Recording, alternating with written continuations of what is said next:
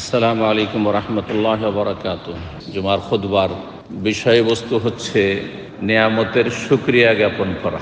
রব্বুল আলামিনের যে অসংখ্য নিয়ামত, যা কিছু প্রতি মুহূর্তে আপনি সার্বিক জীবনে ভোগ করছেন, সেটা আপনি অনুভব করেন আর নাই করেন, সমস্ত নিয়ামত রব্বুল আলামিনের পক্ষ থেকে তার শুকরিয়া আদায় করা ফরজ। এই শুকরিয়া আদায় করলে আমার আপনার লাভ রয়েছে। শুকরিয়া আদায় কিভাবে করবেন, আর যারা শুকরিয়া আদায় করেন না, অকৃতজ্ঞ, তাদেরই বা কী লক্ষণ, এ সম্পর্কে সংক্ষেপে দু চারটি কথা এই খুতবা থেকে আপনাদের সামনে পেশ করার চেষ্টা করব। রব্বুল আলামিন তৌফিক দান করেন। মহান আল্লাহ ইরশাদ করেছেন সূরা ইব্রাহিমে, ওয়া আতাকুম মিন কুল্লি মা সাআলতুমুহু, তোমাদের যা কিছু চাওয়া পাওয়া, সেটা চাওয়া কথার দ্বারা হতে পারে, আবার পরিস্থিতি যা চাইছে। চাওয়া মানে শুধু মৌখিকভাবে কথার দ্বারা দোয়া করা নয়, মানুষের অবস্থা যা কিছুর দাবি করে, এই সময় আমার এই প্রয়োজন, এই সময় এই আমার ঘাটতি, এই সময় এই আমার চাহিদা, সেটা আপনি কথায় বলুন আর না বলুন, যেটাকে আরবি ভাষায় লেসানুল হাল বলা হয়, অবস্থার ভাষায় চাওয়া, অথবা লেসানুল মাকাল, কথার ভাষায় চাওয়া। কথার ভাষায় সামান্য কিছু চাই, আমরা চাইতে জানি না যেহেতু, সুতরাং আমরা এমন কিছু আল্লাহর কাছে চাই অনেক সময় যেটা আমাদের জন্য উপকারী নয়, অপকারী, যেটা আমাদের কল্যাণ নিয়ে আসবে না, হয়তো অকল্যাণ করবে, কারণ আমরা জানি না ভবিষ্যতে এর পরিণামটা কী হয়। যেদিকে আপনি পাড়ি দিতে চাইছেন, যেদিকে আপনি ঝাঁপ দিতে চাইছেন, হতে পারে সেখানে আপনার বিপদ আছে, জানছেন না, কিন্তু রব জানছেন, যার ফলে হয়তো অনেক কিছু আমাদেরকে দিচ্ছেন না যা আমরা মৌখিকভাবে চাইছি, কিন্তু আমাদের অবস্থা যা চাইছে লেসানুল হাল, সেটা আল্লাহ সব দিচ্ছেন আমাদের প্রতি মুহূর্ত। আপনি চিন্তা করে দেখুন, এক একটি মুহূর্ত নিয়ে চিন্তা করে দেখুন, এই যে এখানে বসে আছেন আপনি, কতগুলি নিয়ামত আপনি ভোগ করছেন, কতগুলি নিয়ামত আপনি ভোগ করছেন। আপনি সুস্থ আছেন, আপনাকে এখানে বসে থাকার জন্য যেসব আপনার শারীরিক সুস্থতার প্রয়োজন, সবগুলি বিনা কোনো মেডিকেল যন্ত্রে আপনি ভোগ করছেন। আপনার শ্বাস প্রশ্বাস নেওয়ার জন্য আপনার কোনো যন্ত্র লাগাতে হয়। পক্ষান্তরে বহু মানুষ আছে যন্ত্র সাহায্য ছাড়া একটা শ্বাসও নিতে পারছেন না, এক ঢোক পানীয়, এক ফোঁটা পানীয় ভিতরে নিতে পারছে না, এক লোকমা খাবারও নিতে পারছেন না, বসতে পারছেন না, চলতে পারছেন না, কথা বলতে পারছেন না। সুবহানাল্লাহ, বোধ শক্তি নেই, বিবেক শক্তি নেই। জি, আল্লাহ রাব্বুল আলামিন যে কত নিয়ামত আমাদেরকে প্রতি মুহূর্তে আসতে আছে, একের পর এক, একের পর এক, একসাথে কতগুলি নিয়ামত আসতে আছে। সেটা শারীরিক নিয়ামত হোক, মানসিক নিয়ামত হোক, পারিবারিক নিয়ামত হোক, আর্থিক নিয়ামত হোক, আর নিরাপত্তাগত নিয়ামত হোক। নিরাপত্তার নিয়ামত কত বড় নিয়ামত, চিন্তা করুন দেখি। যতই আল্লাহ এবং রসুলের কথা হোক না কেন, আর যতই জুমার সালাত হোক না কেন, আর যতই ঈদের সালাত হোক না কেন, আর তাহাজ্জুদের সালাত হোক না কেন, যদি আপনার যেই জায়গায় অবস্থান করছে নিরাপত্তা না থাকে, কোনো ইবাদতবন্দি করতে পারবেন না। মসজিদে খুতবা চলতে থাকে, খতিবের, আপনি দৌড় দিয়ে পালিয়ে যাবেন জান বাঁচাবার জন্য, যদি নিরাপত্তা না থাকে। আল্লাযী আত'আমাহুম মিন জু' ওয়া আমানাহুম মিন খাউফ, দুটো বড় নিয়ামতের কথা আল্লাহ রাব্বুল বলছেন। না খেয়ে না পান করে বাঁচতে পারবেন না, আর নিরাপত্তা না থাকলে খাবার পানি যতই ভালো থাকুক না কেন, সেটা ভিতরে ঢোকাতে পারবেন না, পারবেন না। আল্লাহু আকবার। আত'আমাহুম মিন জু', ক্ষুধা লাগলে শরীরের চাহিদা যে কিছু খেতে হবে, পিপাসা লাগছে, আপনি পানাহার পাচ্ছেন। ওয়া আমানাহুম মিন খাউফ, কোনো ভয়ভীতি নেই, নিরাপদ। আপনি যেখানে আছেন নিরাপদ, ঘরেও নিরাপদ, বাইরেও নিরাপদ, যে কোনো জায়গায় চলাফেরা, উঠতে চলতে বসতে, মসজিদের বাইরে, সব জায়গায় নিজের বাড়ি আছে। পক্ষান্তরে চিন্তা করুন, এই সমস্ত নিয়ামত থেকে বহু মানুষ আছে বঞ্চিত রয়েছে। নিরাপত্তা নেই, যে কোনো সময় প্রাণনাশ হতে পারে, কোনো জায়গায় স্থির হয়ে বসতে পারছেন না। আপনার কাছে কত সুন্দর সুপ্রিয় পানি রয়েছে, খাবার রয়েছে, আর আপনার কাছে কত রিজিক রয়েছে, রিজিকের সন্ধানের ক্ষমতা রয়েছে, অন্যের কাছে এগুলো কিছুই নেই।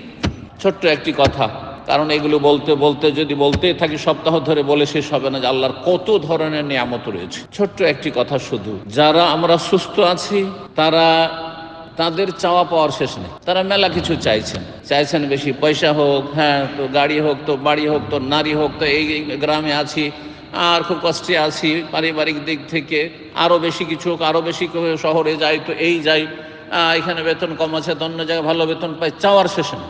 সুস্থ আছেন, কত বড় নিয়ামত আল্লাহ দিয়ে রেখেছেন, তা আপনার চাওয়া পাওয়ার শেষ নেই, খাই খাই মিটছে না। একজন অসুস্থ ব্যক্তি আপনার পাশে আছে, তার চাওয়া, ওলামারা বলেছেন বিশেষজ্ঞরা, শুধুমাত্র একটি, সে আপনার মতো এতগুলি কিছু চাই। অসুস্থ মানুষ, রোগী মানুষ শুধু একটি জিনিস চায়, সেটা কি? আফিয়াত চায়, আল্লাহ আমাকে সুস্থ করে দাও। ওর কোনো দোয়া নেই, একটি জিনিস শুধু চাই, সেটা হচ্ছে আমি সুস্থ হয়ে যাই। ও চাই না ভালো ভালো খাবার আর চাকরি আর টাকা পয়সা আর আমি নারী গাড়ি বাড়ি আর এইসব ওই এত দুনিয়ার সামগ্রী কিছুই চাই না, শুধু সুস্থতা। আল্লাহ অসুস্থ আমাকে ভালো করে। আল্লাহু আকবার, চিন্তা করুন কত বড় নিয়ামতে আছেন। আল্লাহ রাব্বুল শুকরিয়া আদায় করা তৌফিক দান করেন। ওয়া আতাকুম মিন কুল্লি সাআলতুমুহা, সেই আয়াতেই ছিলাম। ওয়া ইন তাউদ্দু নি'মাতাল্লাহি লা তুহসুহা, আল্লাহর নিয়ামতকে যদি এক একটি করে গণনা করো শেষ করতে পারবে না। লা তুহসুহা, বর্ণনা করে শেষ করতে পারবে না। ইন্নাল ইনসানা লাযালুমুন কাফফার, বাস্তবে মানুষ হচ্ছে বড়ই জালেম, বড়ই জালেম। আর কাফফার, নাশকরগুজার, অকৃতজ্ঞ। অধিকাংশ মানুষ আল্লাহর এই নিয়ামত ভোগ করে, আল্লাহর জমিনে বসবাস করে, আল্লাহর জমিনে ঘুমায়, আল্লাহর জমিনে বিচারণ করে। চিন্তা করুন, এই একটি আরেকটি নিয়ামত নিয়ে, এই যে খাবার, এই যে একটা রুটি, এক রিয়ালে কয়েকটা রুটি পাচ্ছে, এক রিয়ালে কয়েকটি রুটি পাচ্ছে। সারাদিন হয়তো অনেকের জন্য, বরং অধিকাংশ মানুষের জন্য এক প্যাকেট ওই এক রিয়ালের রুটি সারাদিন চলে যাবে।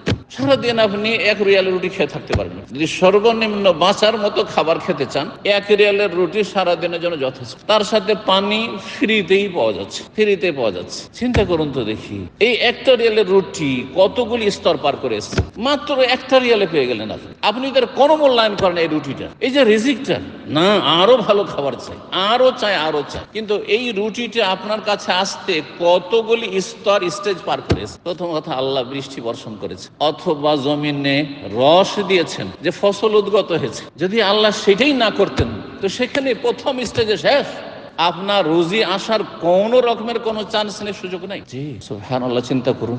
ফালিয়ানজুরিল ইনসান ইলা তাআমিহি, আল্লাহ বলছেন একটু চিন্তা করে দেখো নিজের তাআম, খাবারের দিকে, যে তোমার খাবারটা কিভাবে এসছে, তোমার পেটে ভাতটা কতগুলি স্তর পার করে এসছে, তোমার পেটে সবজিটা কতগুলি স্তর পার করে এসছে। মূল্যায়ন করি না, না আল্লাহর নিয়ামতের শুকরিয়া আদায় করি, না পরিবার যে সেই তরকারিটা আমি বাজার থেকে শুধু কিনে এনে দিয়েছি, তারপরে তাতে মশলা দিয়ে এই করে সেই করে পাকশা করে রেডি করে আমার সামনে পরিবেশন করেছে, রেডিমেড খাচ্ছেন, কোনো মূল্যায়ন করেন না। না মানুষের শুকরিয়া আদায় করছেন, না স্ত্রীর শুকরিয়া আদায় করছেন। রবেরই শুকরিয়ার তৌফিক হয় না, তো রবের বান্দা বান্দীদের কি শুকরিয়া আদায় করবে? কতগুলি স্টেজ পার করে এসছে। প্রথম স্টেজ, এক একটা স্টেজ যদি গণনা করা যায় শেষ নেই। তারপরে সেটা থেকে কত কচি দুর্বল হয়ে একটু গজিয়ে উঠলো, অঙ্কুর গজিয়ে উঠলো। আন্না সাবাবনাল মা সাব্বা, আল্লাহ বলছেন প্রথম আমি পানি বর্ষণ করলাম, বৃষ্টি বর্ষণ করলাম। সুম্মা শাকাকানাল আরদা শাক্কা, তারপরে জমিনকে আমি বিদীর্ণ করলাম। আর এই জমিন যদি এত শক্ত হয়ে যেত, এই দুর্বল অঙ্কুর গজাবার কোনো চান্সই ছিল না, ক্ষমতাই ছিল। শাকাকান আলাদা শাক্কা ফাআমবাতনা ফিহা হাব্বান ওয়া ইনাবান ওয়া কাযবান ওয়া যাইতুনা ওয়া নাখলা ওয়া হাদাইকা গুলবা ওয়া ফাকিহাতান ওয়া আব্বা মাতাআল লাকুম ওয়া লিআনআমিকুম। তোমাদের খাবারের ব্যবস্থা করলাম, ভোগের সামগ্রী করলাম।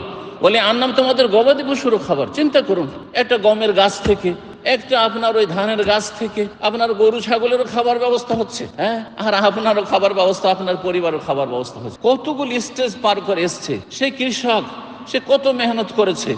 আর তারপরে সেটা যখন আপনার পাকলো, ধান পাকলো, গম পাকলো, তারপরে আপনার সেটাকে ভাঙা হইলো, আর তারপরে সেটা আপনার পিসা হলো, তা কতগুলি আরো স্তর রয়েছে। আর তারপরে সেটা আটা হইলো, আটা হওয়ার পরে আসলো, আসার পরে সে আটা সানা হইলো, সানার পরে আবার রুটি বানানো হইলো, রুটি বানানোর পরে আপনার সামনে পেশ করা হইলো। তারপরে সারা দিনে এক রিয়ালের রুটিতেই পেট ভরে যাচ্ছে। আমার মতো লোকের এক রিয়ালের রুটি সারাদিনে শেষ করতে পারবো। জি চিন্তা করুন তো দেখি, কিন্তু কতগুলি আল্লাহর নিয়ামত এতগুলি স্টেজ পার করে এই রিজিক আপনার কাছে পৌঁছেছে। এই অনুভূতি যদি না থাকে, তাহলে শুকরিয়া কেমন করে আদায় করবেন? মানুষের যার যত অনুভূতি, সূক্ষ্ম, এই কথাটি আমি প্রায় বলি, যার যত অনুভূতিতে শক্তি ক্ষমতা আছে, সূক্ষ্ম অনুভূতি, এক একটি বিষয় সূক্ষ্মভাবে সে স্টাডি করে, সে অনুভব করে, টের পায়, সে তত বেশি জ্ঞানী, তত বেশি আল্লাহ শুকরিয়া আদায় করতে পারে, যদি আল্লাহ রাব্বুল আলামিনের প্রতি বিশ্বাসী হয়। চিন্তা করুন তো, শুকরিয়া আদায় করার জন্য কি করতে হবে? প্রথম স্টেজ যেটি, সেটি হচ্ছে নিয়ামতের এহসাস বা শউর, আরবিতে বলা হয়, অর্থাৎ অনুভূতি। নিয়ামতটাকে অনুভব করা যে এটি আল্লাহর দান, এটি আল্লাহর দান, এক একটি জিনিস আল্লাহর দান। এই সুস্থতা আল্লাহর দান, এই নিরাপত্তা আল্লাহর দান, এই শান্তি আল্লাহর দান, এই রিজিক আল্লাহর দান। এই যে একটা লোকমা রুটির, হ্যাঁ, এই ডাল ভাত, লবণ ভাত, যা কিছু হোক না কেন, সেটা আল্লাহর দান। সামান্য থেকে সামান্য নিয়ামত আল্লাহর দান। আমি যে অবস্থায় আছি, ওপরে দেখার বিষয় নেই, ওপরে দেখলে কখনো শান্তি নেই। এগুলো কয়জন পাচ্ছে? কত অসংখ্য মানুষ আছে যারা এটাও পায় না যেটা আমি পেয়েছি। তো এই যে আল্লাহর নিয়ামতের এহসাস, অনুভূতি যেন আমাদের মধ্যে থাকে, তাহলে শুকরিয়া আদায় করতে পারে। 2 নম্বর স্টেজ হচ্ছে যখন আপনি অনুভব করছেন যে এগুলো আল্লাহর দান, তাহলে সেটা স্বীকার করে নিতে হবে। যখন এগুলি নিয়ামত আপনার অনুভূতি আছে, তখন স্বীকার করে নিতে হবে যে যার দান তার সাথে সম্পৃক্ত করব, এটা আমার বিচক্ষণতায় আসেনি। আমি বেশি পণ্ডিত, আমি বেশি চালাক চতুর, সেই জন্য ব্যবসা বাণিজ্য করে এত পয়সার মালিক হয়েছি। আমি বেশি খুব বুদ্ধিমান, সেই জন্য আমি এত বেশি উন্নতি করে উপরে উঠে গেছি। আমার স্মৃতিশক্তি খুব বেশি। আর কে দিল তোমাকে স্মৃতিশক্তি? তোমার এই বিচক্ষণতা কে দিল? এগুলি হচ্ছে অনুভূতি, এহসাস। স্বীকার করেন, এতেরাফ বিন নেয়ামা, নিয়ামতকে স্বীকার করে নেওয়া যে আল্লাহ তোমার দান, আমার কোনো কিছু করেন। লা মানিয়া লিমা আতাইত, আল্লাহ তুমি যদি দাও কোনো শক্তি বাধা দিতে পারে না। ওয়ালা মুতিয়া লিমা মানাত, শুধু দোয়া পড়লে হবে, অর্থ বুঝতে হবে। তুমি যদি না দিতে তো কোনো শক্তি দেওয়ার ছিল না। এটা আমারও ক্ষমতা নেই, কারো ক্ষমতা নেই। দ্বিতীয় স্টেজ হচ্ছে আল্লাহ নিয়ামতকে আল্লাহর সাথে সম্পৃক্ত করা, অঙ্গীকার করা। তৃতীয় স্তর শুকরিয়া হচ্ছে যে আল্লাহ রাব্বুল আলামিনের নিয়ামতকে আল্লাহর সন্তুষ্টির কাজে লাগানো। আল্লাহর জমিনে বসবাস করে, আল্লাহর রুজি খেয়ে, আল্লাহর নিয়ামত, আফিয়াত, সুস্থতা, নিরাপত্তা, সবকিছু নিয়ামত ভোগ করার পরে জীবনটাকে আপনি ফরজ কাজে লাগাবেন, ওয়াজিব কাজে লাগাবেন। দেখবেন যে আমার ওপর সবচেয়ে বড় গুরুত্বপূর্ণ ফরজ, সেটি হচ্ছে ঈমান, ইসলাম। সেটি হচ্ছে প্রতিদিন 5 ওয়াক্ত সালাতে হাজিরা দেওয়া। সেটি হচ্ছে রমজান মাস আসছে তার জন্য প্রস্তুতি নেওয়া, রমজান মাসে সিয়ামের জন্য রেডি থাকা। সেটি হচ্ছে আমার পয়সা হয়েছে হজ করা, তাড়াতাড়ি হজ করে ফেলা।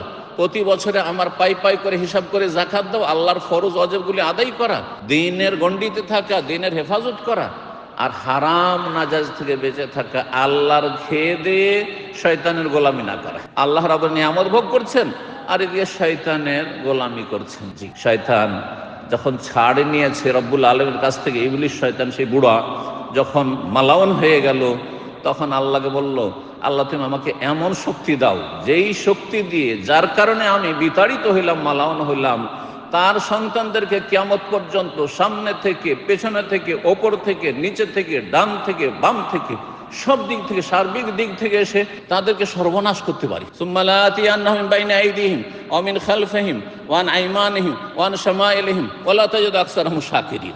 আর এমন করে দেব তাদেরকে যে তোমার শুকরিয়া তারা আদায়, তোমার খাবে দাবে, কিন্তু পূজা করবে আমার। যা কুপ্রবৃত্তির অনুসরণ করে, মনের চাহিদা পূরণ করে, তারা শয়তানের পূজারী। যারা নাস্তিক তারা শয়তানের পূজারী, ইবলিসের পূজারী। যারা আল্লাহ শুকরিয়া আদায় করে তারা শয়তানের গোলামি করে, শয়তানের পূজারী। যারা আল্লাহর ফরজ আদায় করে না, ফজরের সালাতে ঘুমিয়ে থাকে, তারা শয়তানের পূজা করে। কারণ তারা মনের কামনা বাসনা, শরীরের চাহিদা পূরণ করলো যে আমাকে ঘুমাইতে হবে একটা না, যার ফলে সে শয়তানের পূজারী। এইভাবে যারা খেয়াল খুশি জীবন যাপন করে, যা মন তাই করলো, যা ইচ্ছা তাই খাইলো, যেভাবে ইচ্ছা সেভাবে কথা বললো, চললো, ফিরলো, জীবন যাপন করলো, তারা শয়তানের পূজারী। এই জন্য ইব্রাহিম আলাইহিস সালাম তার পিতাকে হেদায়েতের দাওয়াত দিতে, ইয়া আবাতে, হে আব্বা, লা তা'বুদিশ শাইতান ইন্নাশ শাইতানা কানা লির-রাহমানি। সম্মানিত ভাতৃমণ্ডলী, আল্লাহ রাব্বুল আলামিনের নিয়ামতের আর একটি স্টেজ হচ্ছে যে আল্লাহ রাব্বুল আলামিনের নিয়ামত, আপনি হালাল নিয়ামত নেবেন, হারাম নেবেন না। হারাম খাবেন না, হারাম উপার্জন করবেন না, আর হারাম জায়গায় ব্যয় করবেন না, অপচয় অপব্যয় করবেন না। কারণ অপচয় অপব্যয় করার জন্য আল্লাহ এই নিয়ামত দেননি। আপনাকে যা কিছু দিয়েছেন সীমা লঙ্ঘন করবেন না। আল্লাহ সুস্থতা দিয়েছেন, আপনি সীমা লঙ্ঘন করছেন। অনেকে সুস্থতার সময় নিজের শরীরের খেয়াল রাখে না।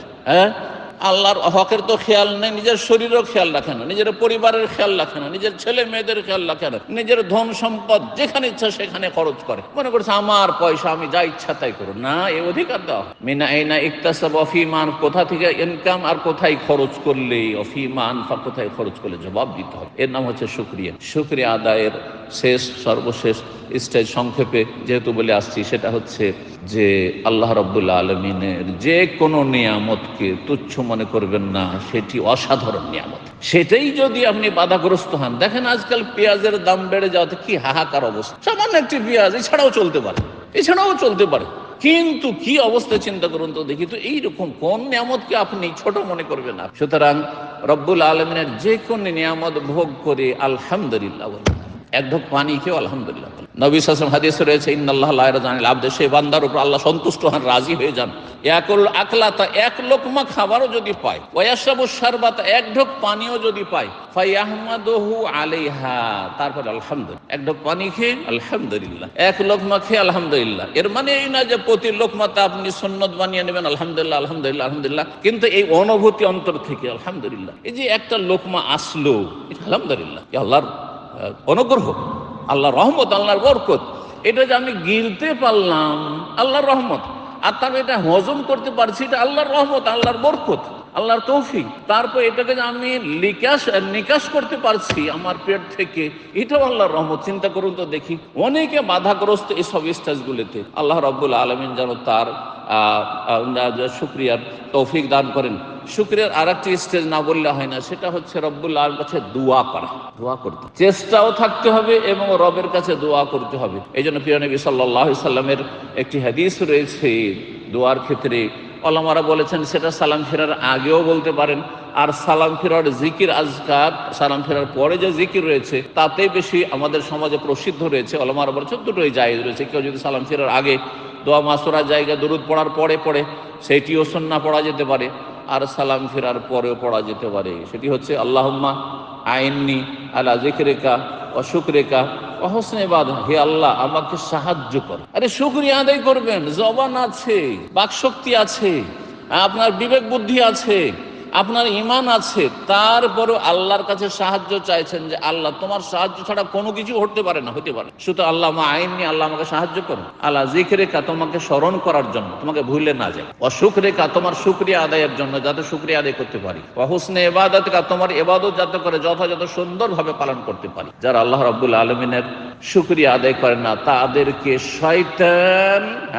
শয়তান নিজের শিকার বানিয়ে নেয়। শিকারী পশু পাখিকে যে শিকার করে, হিংস্র পশু, বা যারা সেই যে শিকার করে, এই যে যেমন শিকার হয়ে যায়, হিংস্র পশুর শিকার হয়ে যায় কিছু পশু পাখি যেগুলো দুর্বল হিংস্র পশুর সামনে, ঠিক তেমনি ইবলিশ শয়তান, জিন শয়তান, যারা বদ জিন, তারা হচ্ছে ওই রকমই হিংস্র পশুর মতো। তারা এইরকম খারাপ লোকদেরকে, যারা আল্লাহর নিয়ামতের শুকরিয়া আদায় করে না, তাদেরকে কি করে, শিকার করে নেয়। ইস্তাহওয়াজা আলাইহিমুশ শায়তান, তাদের উপর বিস্তার লাভ করে, তাদের উপর আধিপত্য কায়েম করে। ইস্তাহওয়াজা আলাইহিমুশ শায়তান, আল্লাহ বলছেন সূরা মুজাদালাতে, শয়তান তাদের উপর আধিপত্য কায়েম করে ফেলেছে। ফানসাহুম যিকরাল্লাহ, সুতরাং আল্লাহর জিকির থেকে, আল্লাহকে স্মরণ করা থেকে, আর স্মরণ করলে, আল্লাহ স্মরণ হইলে আল্লাহর শুকরিয়া দেখে। আল্লাহর স্মরণটি হচ্ছে গুরুত্বপূর্ণ একটি জিকির, যে আল্লাহকে সবসময় মনে রেখেছেন। আল্লাহকে মনে রেখেছেন বলে আগে ফরজের গুরুত্ব দিচ্ছেন, আগে হারাম থেকে বাঁচার গুরুত্ব দিচ্ছেন, আগে আল্লাহর ইবাদতের গুরুত্ব দিচ্ছেন,